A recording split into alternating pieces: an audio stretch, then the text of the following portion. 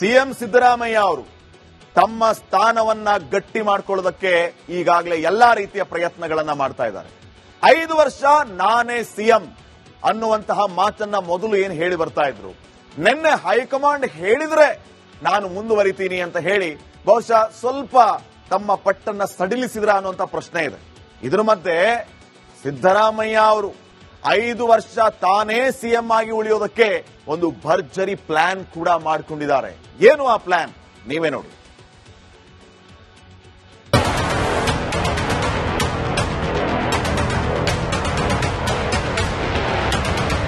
ಸಿದ್ದರಾಮಯ್ಯನವರು ಅನ್ನರಾಮಯ್ಯ, ಭಾಗ್ಯಗಳ ರಾಮಯ್ಯ, ಕನ್ನಡ ರಾಮಯ್ಯ, ಗ್ಯಾರಂಟಿ ರಾಮಯ್ಯ ಎಂದೇ ಕರ್ನಾಟಕ ಜನ ಮಾನಸದಲ್ಲಿದ್ದಾರೆ. 5 ವರ್ಷ ನಾನೇ ಸಿಎಂ ಅಂತ ಸಿದ್ದರಾಮಯ್ಯ ದೆಹಲಿಯಲ್ಲಿ ಕೂಗಿ ಕೂಗಿ ಹೇಳಿದ್ರು.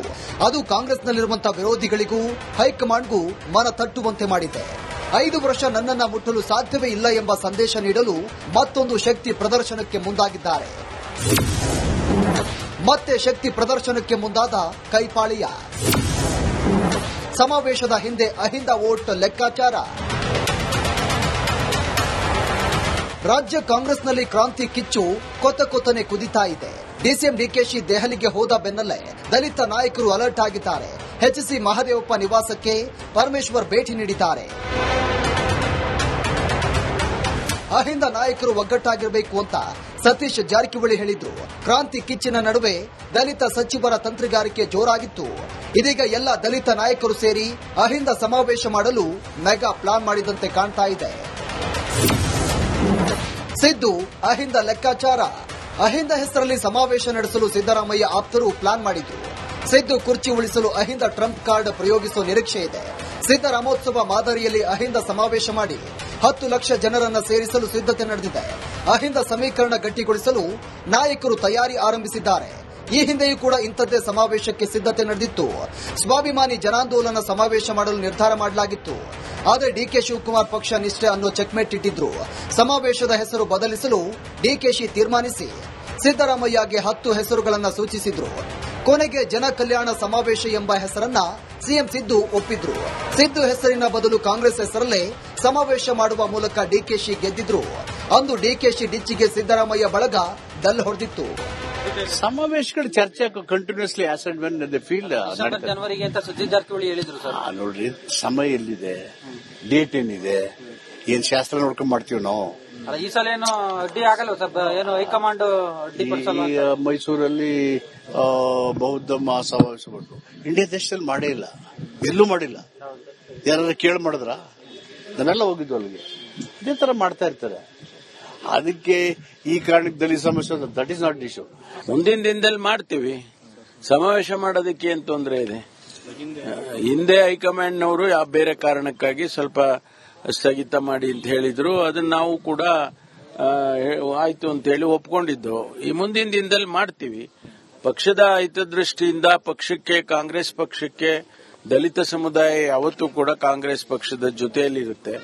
ಹಾಗಾಗಿ ಅದನ್ನ ಹಾಗೆ ನಾವು ಒಟ್ಟಿಗೆ ಇಡಬೇಕಾದ್ರೆ ಹಾಗಾಗಿ ಸಮಾವೇಶಗಳು ಮಾಡಿ ನಮ್ಮ ಸರ್ಕಾರದ ವತಿಯಿಂದ ಏನೆಲ್ಲ ಕಾರ್ಯಕ್ರಮ ದಲಿತ ಸಮುದಾಯಕ್ಕೆ ಕೊಟ್ಟಿರ್ತೇವೆ ಅದನ್ನೆಲ್ಲ ಹೇಳಬೇಕಾಗುತ್ತೆ. ಈ ಹಿಂದೆ ದಲಿತ ಸಮಾವೇಶಕ್ಕೆ ಡಿಕೆಶಿ ಬ್ರೇಕ್ ಹಾಕಿದ್ರು. ಹೈಕಮಾಂಡ್ಗೆ ಹೇಳಿ ಚಮಕ್ ಕೊಟ್ಟಿದ್ರು. ಆದರೆ ಈ ಬಾರಿ ಏನಾಗುತ್ತೋ ಕಾದ್ ನೋಡಬೇಕಿದೆ. Bureau report, Republic Kannada.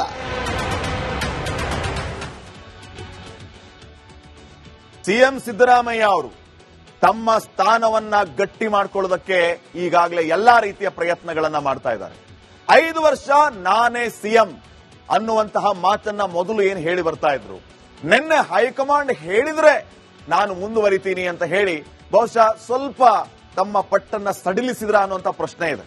ಇದರ ಮಧ್ಯೆ ಸಿದ್ದರಾಮಯ್ಯ ಅವರು 5 ವರ್ಷ ತಾನೇ ಸಿಎಂ ಆಗಿ ಉಳಿಯೋದಕ್ಕೆ ಒಂದು ಭರ್ಜರಿ ಪ್ಲಾನ್ ಕೂಡ ಮಾಡಿಕೊಂಡಿದ್ದಾರೆ. ಏನು ಆ ಪ್ಲಾನ್ ನೀವೇ ನೋಡಿ.